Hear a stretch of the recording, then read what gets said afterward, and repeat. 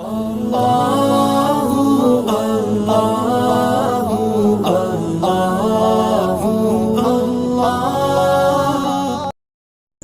علیکم ملګرو، هیله لرم چې جوړ روغ او خوشحاله به یاستئ او د صحت جامې مو پر تن وي. ګرانو ملګرو، زموږ د نن ورځې موضوع خو تاسو ته معلومه ده. هغه درې کارونه کوم چې زموږ او ستاسې په ژوند کې د بې برکتۍ لامل ګرځي.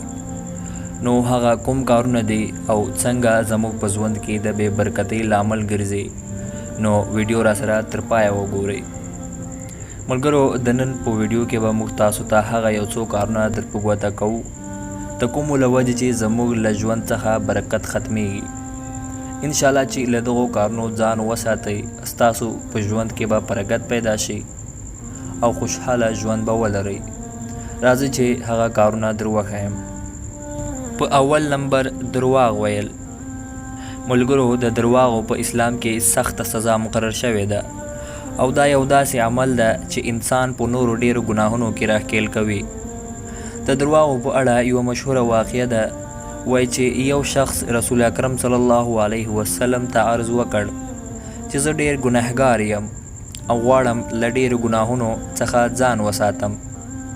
نبی کریم صلی الله علیه وسلم ورته وفرمایل چې درواغ ویل پرېږده. کله چې هغه کس درواغ ویل پرېښودل، نو الله تعالی له نورو ډیرو ګناهونو څخه وژغورل. درواغ ویل د ګناه په طرف اول ګام ده. یو ځل درواغ ویل مو په بیا بیا درواغ ویلو مجبوره کوي. په قرآن پاک کې راغلی چې په دروغجن د الله تعالی لعنت وي. نو راځئ چې له دغه لعنت څخه ځان وژغورو او درواغ ونه وایو. او دوهم کار کوم چې زموږ او ستاسې له رزق څخه برکت اخلي، هغه د رزق بې ادبي کول دی. د رزق بې ادبي کولو سره الله تعالی زموږ له رزق څخه برکت ختم کړي. نو د رزق له بې ادبۍ څخه ځان وساتئ تر څو ژوند مو بې برکته نشي. اوس د دریم کار په طرف راځو. دریم کار کوم داسې کار ده چې زموږ په رزق او ژوند کې د بې برکتۍ لامل ګرځي، هغه د لمانځه ترک کول دی، یعنی په لمونځ کې سستی کول دی. لمونځ د اسلام دوهم رکن دی. کله چې موږ په لمانځه کې سستی وکړو، بیا باید په خپل ژوند کې د برکت تمه ونه کړو.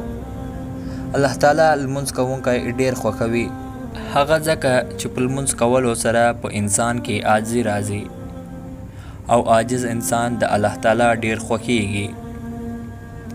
ګرانو ملګرو، که ویډیو مو خوښه شوې وي نو له نورو ملګرو سره هم شریکه کړئ او د لا نورو داسې ویډیوګانو لپاره زموږ چینل سبسکرایب کړئ.